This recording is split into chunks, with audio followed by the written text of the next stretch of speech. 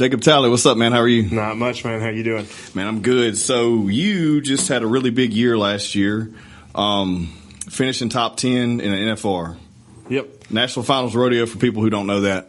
And so probably 80% of my people that listen to this show probably have no idea what it is you do. Right. So I'd love to elaborate on that, because when people think of rodeo, they either think of women barrel racing or bull riding. Yes, There's sir. a lot more to it than that. So what is it that you do? So, man, I steer wrestle. Okay. That's where you have one horse coming off the left side of the steer, and you slide off the horse and throw him down flat, and it's off time. So Yeah. fastest time wins. Then you have a helper on the offside, keeping him running straight. Yeah. So it's pretty simple. It's one of the faster events. Like, it goes real quick. It's all based on time. You're normally 3 to 4 seconds is what you're trying to be at every rodeo. Well, so for people who don't know, a steer is basically like a teenage cow, but Right. male bull, basically, right? Yep. Yeah. So that's an insane and crazy ass industry to be in. Not only that, but you're doing it full time for a living. Yep, no doubt. Like that. So what's the toll on your body that takes? Dude, it's rough. So Yeah. I just turned 30 about a month and a half ago, and I feel like I'm about 55 when I I get out of bed every bet. morning. It's tough. Yeah. So, like, how did you get into this? How did this happen? Because this is something like, I met you probably, 10 years ago, or maybe not quite that long, but I was back when we were in oil and gas and stuff. And then here lately, I guess you've been doing this the whole time, and Yeah. you made a career out of it. So I started after high school. I went to a little bulldogging school in Bernice, Louisiana. And, man, it was something I wanted to piddle with, but I didn't really grow up around it that much. I never really tried it, so I knew it was going to take some time. Okay, so this wasn't something like you grew up rodeoing or Nope. nothing. This is something you just, this is Yep. interesting. Right? So I watched, my dad did it a little bit. He's just local rodeoed when Yeah. he was about 30. So he started later in my life too. So it wasn't something that we just grew up going to rodeos every weekend with kids or high school rodeoing. I watched him do it, and I always wanted to try it, but I just played football, and I was going to wait until I got done with that before I had anything else on my plate. But I went to that bulldogging school in 2010, and when I got back from that, I started practicing and started working, trying to save up some money. I didn't really know how it worked or anything. Yeah. So I just would go to local rodeos that they had and kind of piddle with it. That's so crazy though, because I feel like most people in any kind of rodeo grow up in it, and that is their life. Yeah, So for the most part, man, it is. They start when they're 5-6 years old, at least doing something involved in rodeo. Well, what's bulldogging school? What's that? So we went out to a man's arena. It's a guy that grew up rodeoing, and he puts on 2 schools a year. Okay. He has a fake horse and a fake steer, and then he had a bunch of real steers and horses. And so he'd put us on the little fake horse, and we'd run the dummy, kind of just manipulate it and simulate what was going on in the arena, but not actually doing it. Okay. Especially for us that didn't know what we were doing. He don't let anybody get hurt. Yeah. And so it slows everything down, and we did that for 2 days, and then on the third day, he put us on horses, and we started running live steers. Damn. So it goes fast, but you still get a little crash course before you do it. Yeah. And that's something. And how old were you when you started that? I was about to turn 20. Or I just Okay, so turned 10 20. years. 10 Yep. years, and within 10 years, you were literally placing the top 10 in the world of all these people who probably been doing it their whole life. Right. I wonder how that makes them feel. But that's pretty interesting, because like that doing something like this is have you had any major injuries yet? Man, I have. I've had some little stuff happen. In 19, I had the first really major injury. I had to have surgery, and it's supposed to take 6 months to come back. Yeah. And that was like the first time where I'd had to take time off.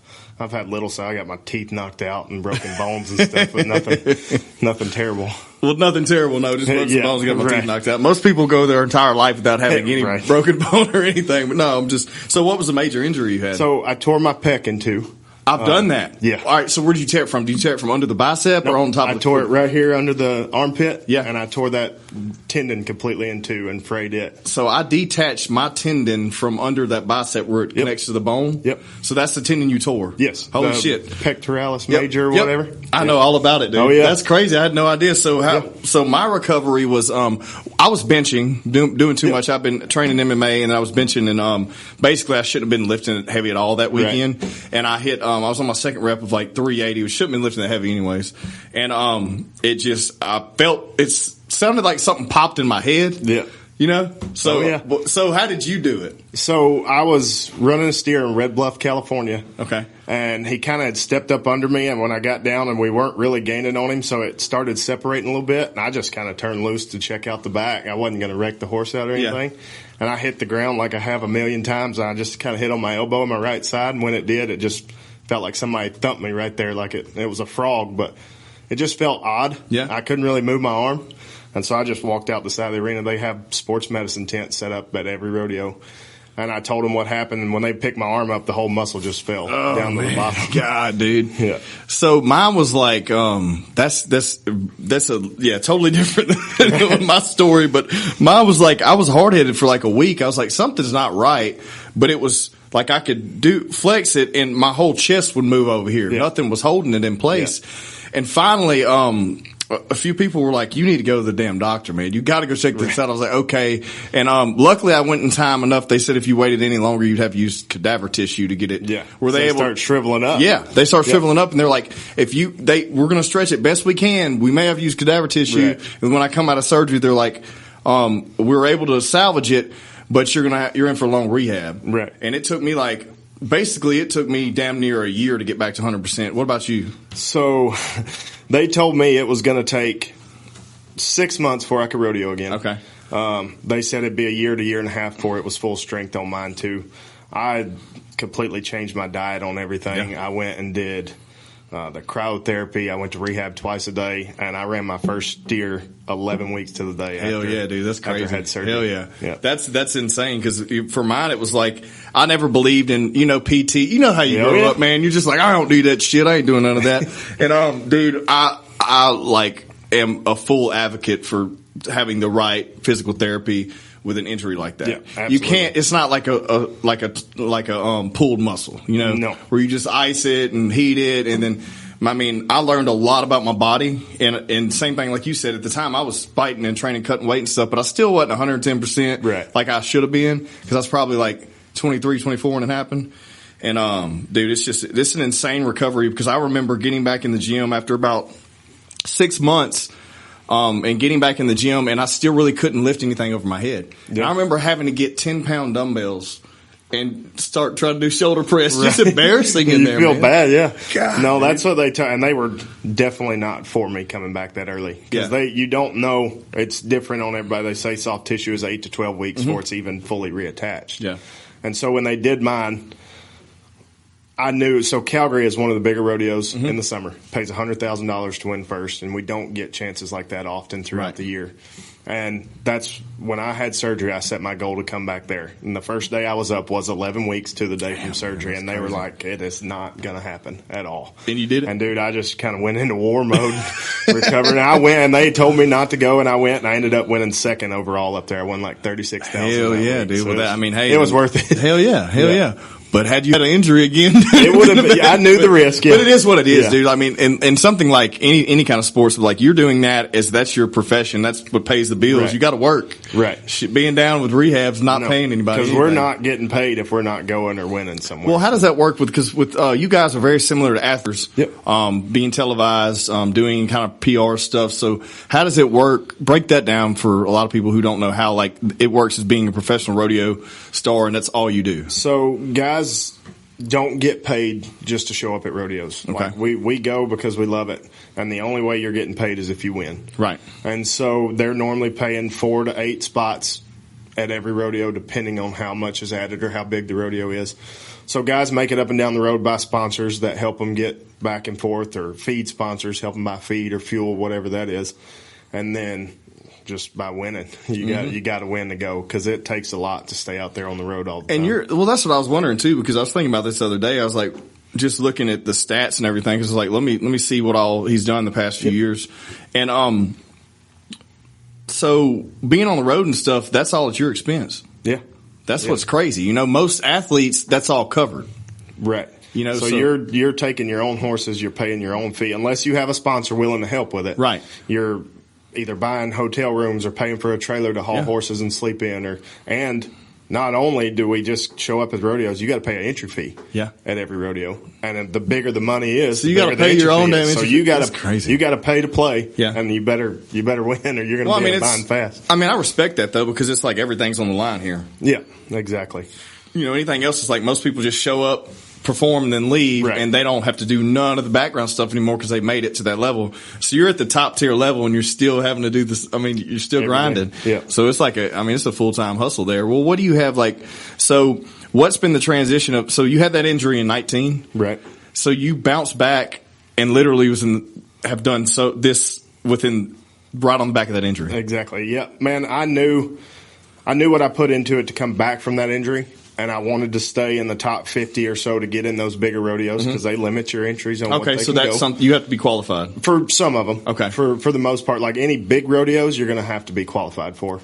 And so I didn't want to fall out of all that. And I ended up being one out of getting into pretty much all the big ones. Yeah. And so, man, I just kind of went into overdrive. I practiced every day. I knew I was going to make it no matter what. And by February of 20, and I never dropped below third during the regular season. That's insane. Until we got to the NFR out there. How does that feel, like looking back, realizing that this is something that you just decided you wanted to do, and you're already a grown man at this point, and then you look at it and look at what you've done in 10 years? Man, it's pretty awesome. I'm a very competitive person. Yeah.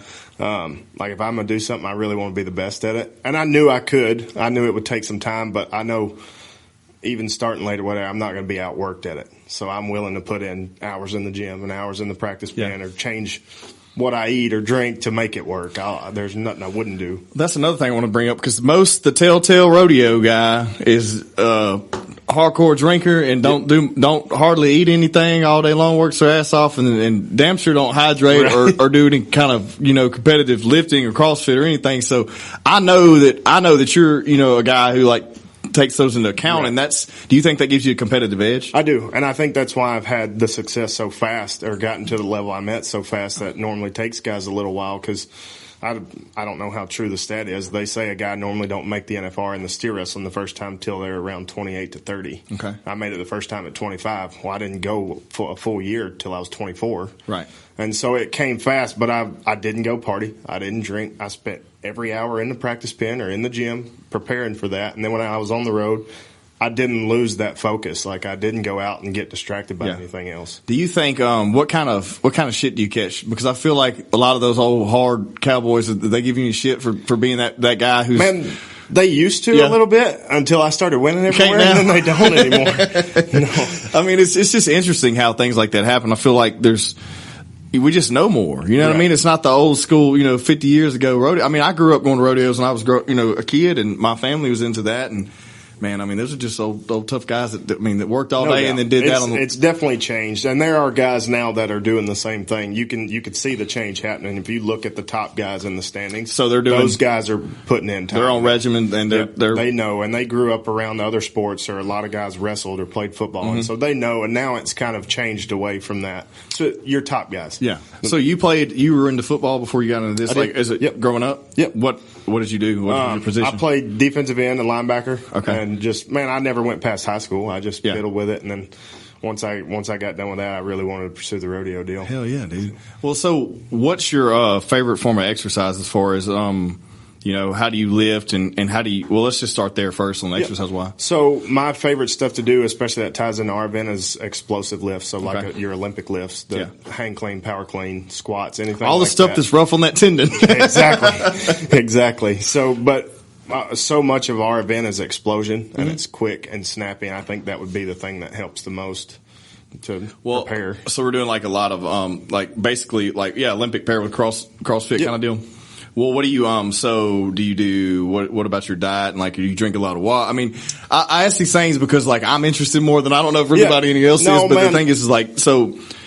Being hydrated and keeping yourself from having injuries, and then enough carbohydrates, how does that work? Man, I don't really have a super strict diet on anything. I mean, it does have a little bit of an advantage to be a little heavier in my sport or event. I mean, you don't want to be super fat heavy going. Well, I mean, so what's the average steer wrestler size? Man, they're 225 to 250, but they're normally 6'2" to 6'4", 6'3". I mean, you got guys shorter than that, right, or fatter, or skinnier, or whatever you want to call it. But the average guy's a little bit bigger. Right. I mean, you're joking. How much that steer weigh? Anywhere from, I think it's in the rule book, they have to be 450 to 650 or 450 to 600. So they're pretty big. Dude, that's a lot of weight. Yeah. God. That's crazy. I guess looking at it when you're just looking at like a photo, it doesn't look that large, but in person, I mean, you got to think that's a damn teenage bull. Pretty big, yeah. Well, so like, so do you like, you say you don't really have a strict diet, but there's things that you've cut out over the years or done, made any adjustments? Man, I just, from when I got hurt, I cut out any sort of alcohol or sugar or anything that slowed down soft tissue. I did a lot of nuts, fruits, vegetables, meats, clean meats like fish, stuff. But I just did that just because I knew it helped soft tissue grow back faster, supposedly. Yeah.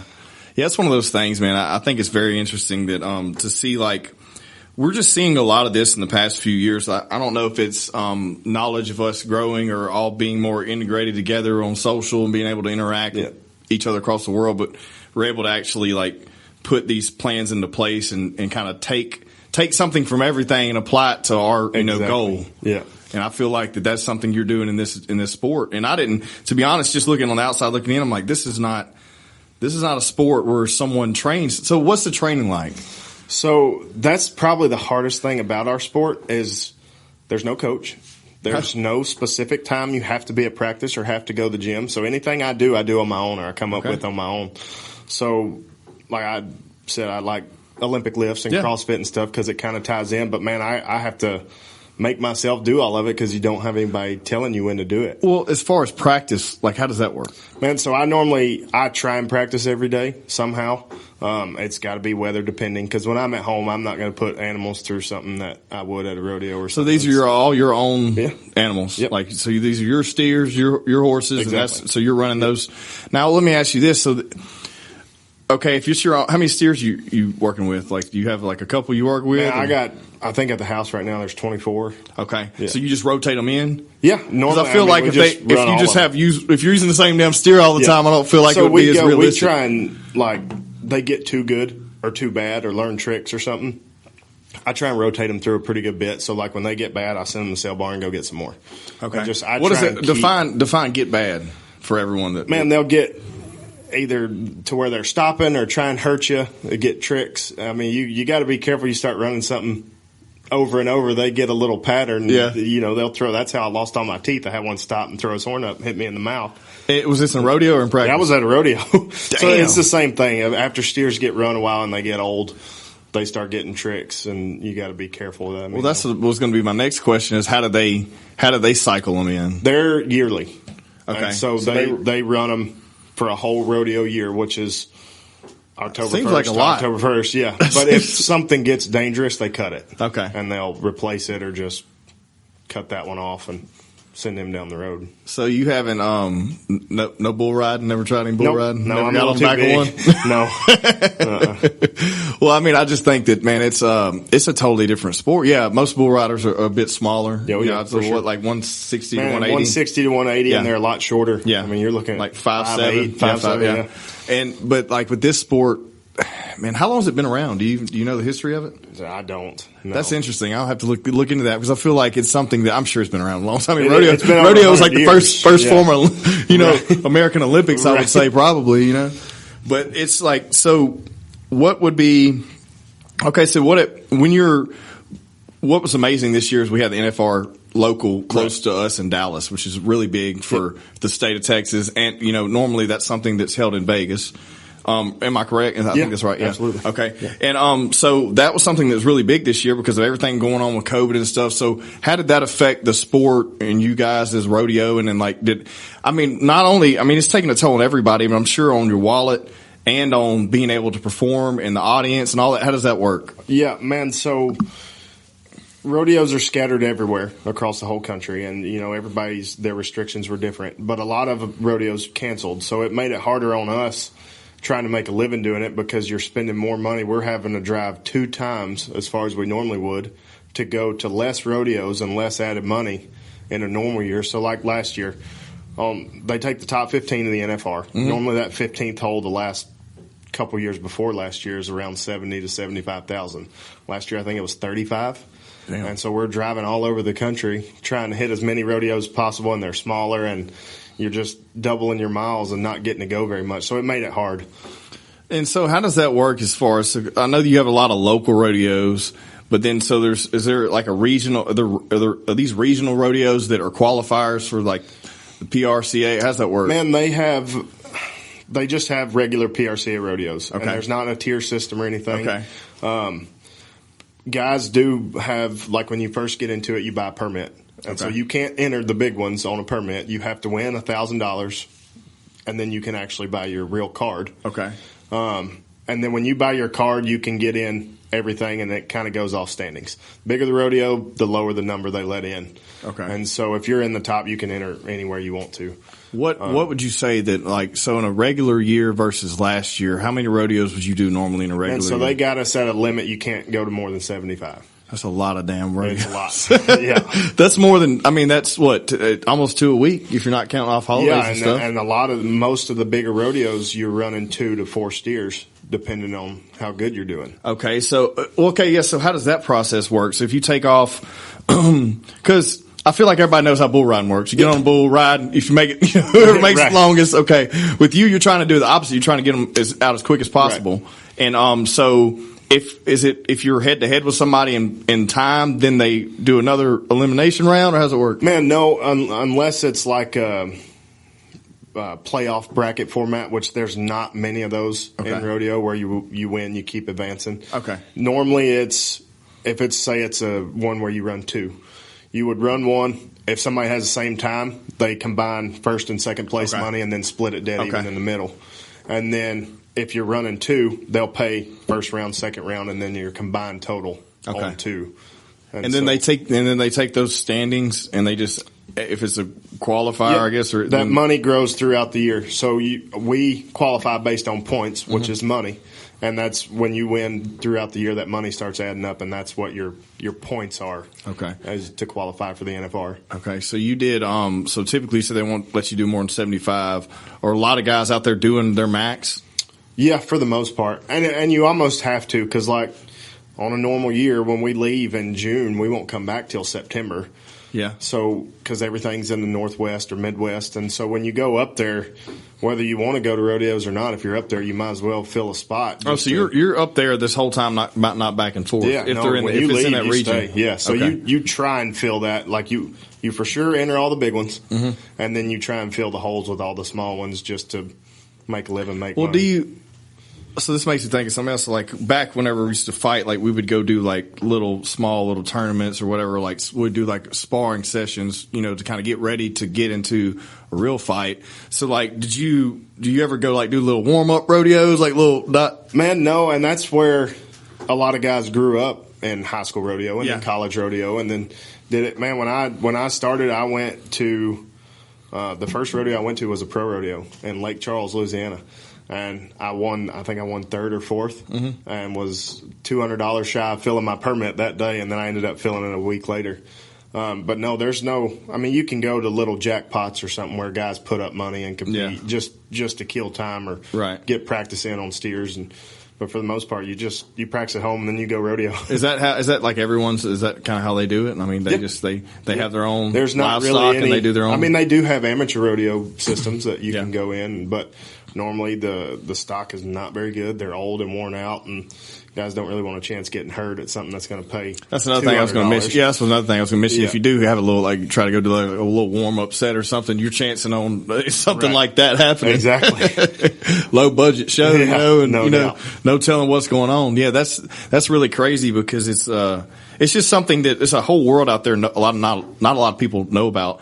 What would be something what's a question you get a lot that people are surprised your answer to? Ooh, man, that's a tough one. I don't know. Most people, when they ask what you do and you tell them steer wrestling, they think you're roping calves. They have no idea. They say, "Oh, so you throw them down and they tie the legs?" Yeah. No, it's different. So when you're coming off a horse to grab one of those, it's right around the back of the neck. Correct? Yeah, and they have horns, so you're catching them by the horns. Like, your left hand is going to catch the end of that left horn, okay, and then you catch the right horn in your elbow or in the crease of your elbow. What happens if you come off that and just an inch off either way. You just miss them. You're in no time. You got to go somewhere else. It happens, though. You just roll up, and they just keep going, and you jump back on and just go back and try again. Does that happen? Well, no. If you miss them, it's over. That's it. You're done. Okay. So you pay your entry fee. You're in no time. You're not going to win anything. You go to the next one. Really? Yeah. Okay. Well, has that happened? Oh, yeah. It happens. Okay. You get to where you run so many of them, or you have something that stops or lets off that you don't know, and you'll just miss them. But it happens. So, you're talking about 3 to 4 seconds every time. It happens so fast. You miss them, it's over. You got to go somewhere else. So if you have whenever you do this, and you're like, say you have a good night. Remember, you're running 2. You do a real good time. Big ass steer, and you're in the top 10 that day or whatever. What is the recovery like? Is it real? Are you sore? Are your body used to it at this point, or like? Man, you get numb to it. Yeah. You don't really get sore, but normally, especially when we're rocking and rolling, as soon as you're done, you get in the truck and you're headed somewhere else. And there's 3 or 4 of us in a truck. We split fuel. We all travel together. Okay. So y'all are like buddies. Yeah. We all help each other, but we are competing against each other. But you got your guys you travel with, because when you're going, you'll be in Oregon on one night and Colorado the next morning, and so everybody rotates turns driving and sleeping, and normally you're on the road the whole time. That's crazy. Yeah, so there's no recovery at all. So that part about it is that's something like, I know if anybody watch some old the old rodeo movies or whatever, that's real. Yeah, you just for sure rodeo to rodeo, town to town, and that's paying the bills. Yeah, for sure. Was it at what point did you decide to do this full time? Man, 2015, I got in with some guys, and they let me ride their horse. And there's a kind of a trick to entering rodeos where you can get upright and kind of hit the big ones, and then fill in the little ones, and with driving distance. Yeah. And so I got in with some guys in 2015 to kind of learn where to go and how to enter everything, and make the big ones work and fill in spots on the little ones. And so probably 2015 was when I was like, all right, we're going to go after it. And you just took a chance, basically. For sure. What was that first year like? Man, it was cool. It was kind of a culture shock. I've been very far from the house before that. And so you're traveling all over the country and all night and all day and never sleeping and always on the road. And it was different, and it takes a while to get used to. But it was a neat experience. You should get to see so much all over the whole country. What's probably what's your favorite show to date, location wise? Man, it's hard to beat that NFR in Las Vegas. Can't really beat it. I bet. But that's got to be a different feel, though. It is, because you're bringing horse trailers in the middle of the strip. No doubt. You know what I mean? Like, that's a different feel. No doubt. It's crazy, but you're kind of used to that too, because you're rodeoing in Houston and San Antonio and all those bigger cities, to where it doesn't really faze you much for what it is until you're back in the box and there's 20,000 people breathing on your neck, and it's a little different. Well, is it well, how's the nerves work for you? Does that something that bothers you, or you have to you psych yourself up, listen to music before? Like, no, man, I probably get too low on smaller rodeos and stuff. Yeah. The more people and the more pressure, the more I like it. Okay. I love the lights. I love the people. Okay. You put 100,000 people in there, I'm all about it. Yeah, man, that's something that fuels the fire. Yeah. So that's the rodeo this weekend that we're going to. Yeah. Is the American, and that's in AT&T, the Cowboy Stadium over here. Oh, hell yeah, that's so good. It's going to be. And they just dropped the Band-Aid. Right. Oh, dude, that place is going to be packed. It's going to be nice. Oh, damn, yeah. That's going to be this going to feel like 2 years ago. You're right, exactly. Yeah, that's crazy, dude. Well, like, you doing these things, so like, is it all in the States? Yeah, well, I say that. No, there's a lot of rodeos in Canada. That's what I was going to ask. Yeah. So you're in Canada? So we go to Canada quite a bit. It's hard to make it work. We didn't at all last year because the borders were shut down, so we didn't. But I've been up there quite a bit in past years. And what's that? Is there any difference in the rodeo? I mean, as far as the climate's a tad different, but if you're up there in the Dakotas, it's cold as hell anyway. Rodeos are the same. The only difference is they pay you in American dollars on points, but your payout is not. So if you win $1,000, you're only getting like $700 or something. Oh shit! So you're making less money. Yeah, exactly. That's well. I mean, what would be something that if you had anything to tell anybody that were wanting to get into this, and they were like, say they're a kid and they think they want to be a rodeo star, what would be some of your advice to them? Man, definitely find a school. somewhere. Go somewhere where somebody has been around it or knows about it, where they can teach you the ins and outs of it, and not just jump headfirst into it. You can do it, but your chances of getting hurt go up because you just don't know what you're doing yet. Yeah.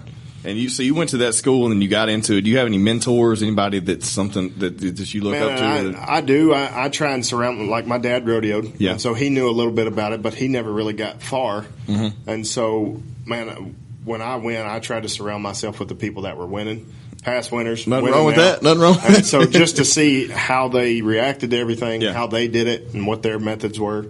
Man, I like just having people that have had success in any sport. You know, just kind of follow their routines just to mimic what they're doing a little bit. But you're mixing it up too, though. Yeah. You know, well, when you combine all theirs, then you create your own little style. Hell yeah.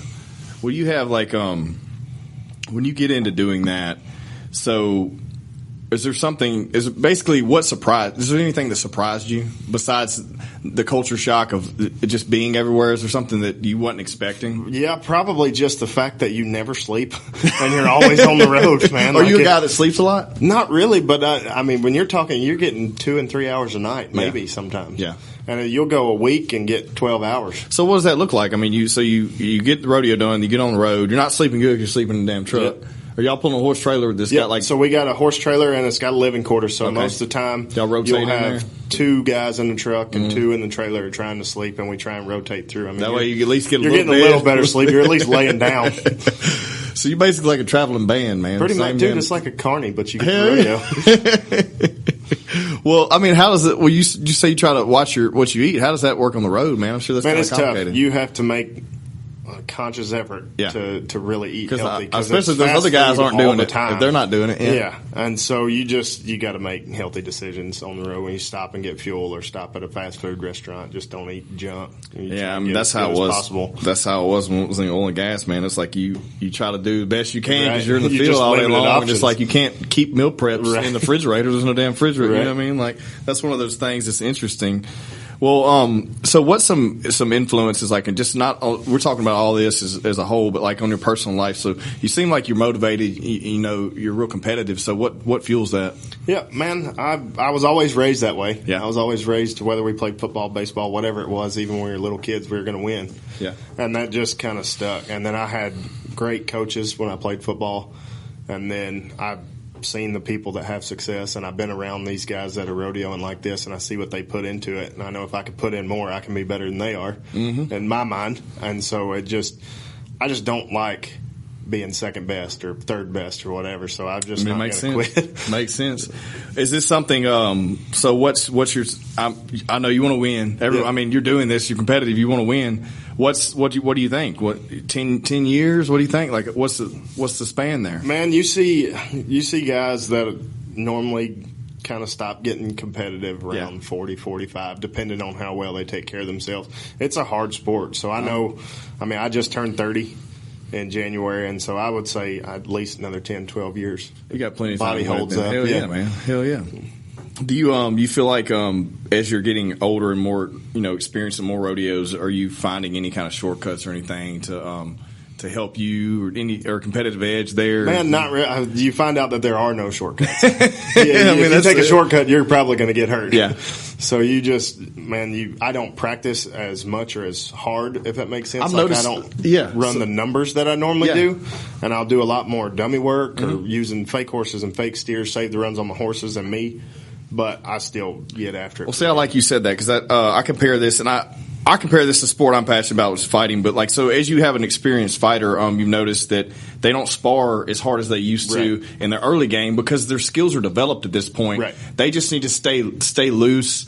And it's about staying sharp. Yes, stay on point, keep in shape, but not having to be so rough on the body because you don't want to. If you're performing at championship level, you don't want to go in there get banged up or and then, at 80%. Yeah, when you could really go in there at 100. So that's something that I've noticed. In the past few years, looking at that stuff, that those people, when they're at that level, it's just about doing the main movements. No doubt. And so that I don't back off at all. I probably spend the same amount of time practicing. I just practice different. I practice smarter, and I use dummies instead of live steers and stuff. And I still run 2 or 3, 4 a day. Yeah. But I don't run 12, 15, 20 a day. Yeah, that's a lot, man. It's still, well, so you're like, so you busy seasons between June and September, you said? Normally. And so what do you do in the downtime? There's normally never any downtime. Okay, so you're still all doing rodeos. Weekends are full of rodeos, but that's like all we leave long. In June and we're going till September. So all year that's long, your rodeo. bulk of it. Yeah, but it's season ends last day of September, new season starts first day of October. Okay, so yeah, so you technically don't have no holidays or no season, so it's literally all year long. There's slower times. I guess I didn't realize that either, because on a local rodeo level, what you only have them kind of in the fall, I feel like, and then you don't see them again. Yeah, they'll go to 10, 12 rodeos a year and then have their little finals for Amateur Rodeo Association, which is good. But for us, if you want to make it that far, I mean, you get to pick and choose where you go. You don't have to, but if you want to make it that far, you got to go. Yeah. What's some other people that you've seen in the circuit, like as far as not just steer wrestling, but other things that may be interesting to you, or that are crazy, like it's athletic or different, or just it's kind of crazy. All your guys in your event, we all kind of stick together. Okay. Everybody stays in their own event. Like, you don't cross event very much. You're friends with everybody and you help, but your steer wrestlers are probably your closest knit group. Okay. And we kind of all just stick together. You don't really get outside of that So group. You're not over here talking to bull riders or no, calf and ropers so normally, or anything like that? because we haul our own horses, they normally fly or drive cars. And then they're on one end of the I didn't arena. think about that, yeah. We're on the other, and we all warm up with our horses and stuff, and they're warming up behind the chute. So you don't really even get, unless you go out of your way, you don't really even intermingle with anybody. Yeah. And you got the women, the barrel racers, they bring their own horses. Yep. So they're on, that must be down there on that end with So we're second event everywhere in pro rodeo. Okay. So what's first one? They ride bucking horses. Okay. And then they steer wrestle. And so they normally try and go rough stock, timed event. Okay. And so when we go, we're going. We'll be the first ones out of there with the trailers. Man, that's so insane. What's your slowdown? What's your time do you do any kind of like, do you listen to music? Do you do meditate? You do whatever? Like, dude, you just sleep. when you get a time to slow down, you just sleep. So I mean, it's just literally fast paced 24/7. I had no clue, dude. I had no idea. Yeah. So because if you do slow down, you got to stay kind of in that mode, man. Like when you get out of rodeo mode or driving all the time, it's hard to get back in it. That's a lot. You take advantage of the time you got slow and sleep. Well, not only that, you got to really be passionate about something like that. Yeah. Like, because most people in life, you wake up and you're like, damn, I don't want to go today. Maybe I can come up with some excuse of calling sick or some shit. Like, right. Well, see, and everybody's feeding off each other. Excuse. Yeah. Like, you just don't have to go. So you right. really That's have to love it. So to you do have, it. exactly. Yeah. You don't have, there's no literally, at least you have a group of guys you're rolling with that kind of maybe bounce motivation off each other if you're having a rough day or feeling like shit. It's just different than other sports, man. We put in more than most of them do and have a lot less. A lot less return. Yeah. Well, a lot less return monetarily too. Yeah, no doubt. It's just something that's really crazy. I'm still taken back about the thing that, so what kind of feedback do you get of these people that see you come in late in the game and they've been in it their whole life? Is there some kind of resentment? Do you feel that over there? Man, not bad, especially guys that are going and having success. Some of them guys that have gone and it's taken them a little bit longer to get there. You can tell there's a little bit there, but man, everybody's so close, and everybody knows what you put in. It's pretty obvious. Like, it shows off. If a guy wants to win, he can win, but he's got to put the time in. And some people, they got to go work jobs or whatever. Man, I quit mine. That's another thing. So you still have people that are in the pro circuit that have full-time jobs too. Yeah, and so they have local rodeos. They go to just local. They don't rodeo all year for a living. Okay. If you're going to go and make it, that has to be primary. Like, you can't. It's just really have another job. You can't one foot in, one foot out. So some guys aren't willing to give up that safety net or I don't know what you call it, the safety of having a everyday job. Yeah, I mean, it's the insecurity, man. It's just like being a business owner or anything else. You got to dive right in and hope to hell you better work hard. Because you're not going to get anything out of it. That's a lot of damn time wasted. That's crazy, dude. So 2020. We were talking about that real quick. Go back to that real quick. So how many shows were you able to do that year? Man, I think we went to 55. So you still got pretty close. Rodeos that we would never even consider going to in a regular year. I mean, they were just all over the place, and we were putting a lot more miles on a truck and a trailer and not much added. So, I mean, with them canceling a lot of the bigger ones, you had to drive an extra 500 miles to get to a little one that you wouldn't have even considered entering because you would have had 3 more big ones over here. Yeah. And so it just made it hard to get to. I mean, I put on, I guarantee you, the same amount of miles I would in a normal year, but went to half the rodeos and won half the money. I mean, it makes sense though. I mean, at least you're still able to do a little bit, but exactly. put in twice. I mean, yeah. I mean, I feel like that was the year for everybody. So what about, all right. So worst scenario ever. Worst arena, worst story, worst just damn. I wish I would have come to this show. Like what? So there's been 2 times I've been to a little rodeo. It's the same rodeo. I don't even want to say it, man. Like I don't want to get them in mind, but it was. Right. And the worst, what state was it in? This one. This state. Oh, I gotta know, dude. So you put it's in a coliseum. Okay. And they haul in dirt. Okay. Which is normal. Yeah. And they just hauled in clay mud that was about a foot deep. And it was, I mean, when you're talking about that, it don't really affect us that much, but you have these horses that are worth $100,000. Yeah. I'm not running my horses and stuff like that, yeah. Especially on an indoor arena. I mean, it's inside a coliseum. You can haul sand or something in. Right. Both times they never told us a word. It had been raining a lot, I guess. We showed up at the rodeo that morning and walked in there, and it's like a foot deep of just mud, clay. And I didn't run. We all just turned out. Nobody run their steer. This is not worth. No, it's not worth. And that's happened 2 years in a row at the same place. And so they're using their. You said that earlier, and correct me if I'm wrong. You don't bring your own. You're using their steers. Their steers, yeah, right. Or a stock contractor, so they're just like us. Okay, they have bucking horses, steers, calves. That's their job, and those rodeo committees that are putting on rodeos, they pay those guys to bring stock. And then weekend. You bring your own horses, and we bring our own horses to compete on. Yeah. So yeah, I mean that's one. I was going to think some little podunk town in the middle of West Texas or something was going to be about. Man, those are probably the best rodeos, though. Decent, yeah. If you're anywhere in Texas, you're going to a good rodeo. Oh man. Well, I guess what's your besides the big NFR, of course? What's some places that you've enjoyed visiting? Just and getting to know anybody that in the around or whatever. Is it rodeo wise or just being in that part of the country? Both, man. Both. Rodeo wise, I love the big buildings. Okay. I like Fort Worth and San Antonio and Houston and you like this the one we're going shiny to this lights. weekend. The bigger the stadium, the bigger the lights. I love it. Hell yeah. My favorite parts of the country are Montana and Idaho. You kind of get up in the mountains and clean air, and it's a little bit different than being down here, man. It's cooler weather, and I imagine it's miserable in the winter, but it is gorgeous up there. Well, let me ask you this. So we're talking about that. Horse performance based on climate. How does that work? You don't really tell a difference. You don't? No. Maybe certain horses, I've not been able to tell a difference on any of mine.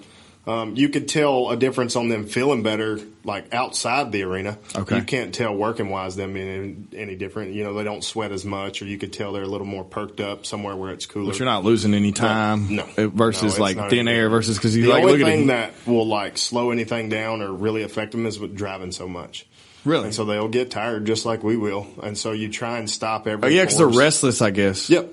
So, and you have them in little slants where they can lean against the walls and move, and we feed them and water them on the road like they're taken care of, but they get tired being on the road just like we do. So we stop every 4 to 6 hours and walk them and water them and let them move around. What's a scenario like that? You got to find somewhere. How does that work? In a parking lot, you can fit a parking lot. You just move around out there, and that's fine. You just got to do what you got to do. Yep. Well, so when you're on the road, you don't really get to practice like you do if you were at home. How does that work? No, what's that scenario? You do get to practice some, because now guys all over the country. And they're guys that are competing, they'll let you stay at their house. Or you can that's come cool. over and practice And with them. And then, you. A couple of weeks ago, I had 8 people and 22 horses at my house. Hell and yeah. people driving back and forth, and we stop and practice. And so you have places you can go find if you need to practice or want to practice, but you try and keep your schedule busy with rodeos so you stay sharp rodeoing so much anyways. Dude, this is strikingly similar to the fight game. It's so crazy. It really is. I've never even, I had no clue because you were saying this. I'm like, well, that's the same thing when you have a training camp when you're getting ready for a big fight. You may go over here and so. They'll put you up for 2 or 3 days, let you work with their people. It's crazy. It's crazy how much that aligns. And I mean, it's the same thing. You bust your ass for the small ones until you get to the big ticket, and there's only a handful of people that's going to make all the money. Right. It's strikingly similar. I had no idea. Was there anything, dude, we've already been rolling 45 minutes. No kidding. Is there anything, that you would have advice for people getting into, Not so much rodeo specifically, because a lot of people listen, there may not be that actual demo, but actually just taking a chance, stopping what makes them feel comfortable and jumping into something. No doubt. Man, just full commitment. Yeah. That'd be the biggest thing is like if you want to take a chance, but you stick one foot in and keep one foot out and you leave a safety net behind you, you're most likely going to fail because you're already planning on failing. My deal is I knew when I started I may not make it, but I'm not going to have anything to fall back on if I don't, so I have to make it. Yeah. You know what I'm saying? So when I dove in, it was all or nothing. I was either going to make it or I was going to go broke and have to go figure something else out. And so I think if you leave yourself a back door or a way out, you're going to end up using it at some point. Yeah. I mean, it's like anything else. I mean, I completely agree. And you really got to want that you got to want it, man. No doubt. Most days aren't going to be, the best. No. I feel like only a handful of them ever are. You know what I mean? As far as well, that's like rodeo, man. We go to 75 rodeos a year, and on average, you're making the NFR if you place at 30 of those. Win or place at 30 of them. Really? And that odds wise, that's not very good. Hell no, it's not. So. Yeah, you're going to have some bad days for sure, bad weeks rodeoing and doing anything, but you just got to keep your head down and keep going. The new season starts off in so we're in 2021 now. So October. Where are you sitting at right now? I'm 10th right now. Really? Yeah. Hell yeah, dude. Yeah. Hell yeah. And so you plan on how many rodeos you've done since then? 7, 8, maybe. Since October? Yeah. Because it's kind of the slow season. Yeah, it's pretty slow. Yeah. So you're getting a little more downtime right now than a little bit than normal. June, so like we'll go this coming weekend. We go to Dallas over there at AT&T, and then the Tuesday after we get back, we're done Sunday there, and then Tuesday we're headed to Florida and Alabama for a week and a half, and then we'll rodeo in Florida. Oh yeah, damn, I didn't know that. Yeah, and now they do big time now that their state's open. Yeah, they don't give a damn in Florida, dude. Is there any state that surprised you rolled in? They had a rodeo there. California. That's probably interesting. Yeah. But that's probably the northern part of California, huh? Man, they're scattered. I mean, you have one of the biggest rodeos of the year was in Southern California. No shit. Now, with all this stuff going on, we haven't been to California in a year and a half, 2 years now. So, but yeah, I was kind of shocked they even had anything out there around them bigger cities, and they did. I could see it in the, I guess the northern part. Well, I guess the southern part too, closer to, to Mexico and, But, hey man.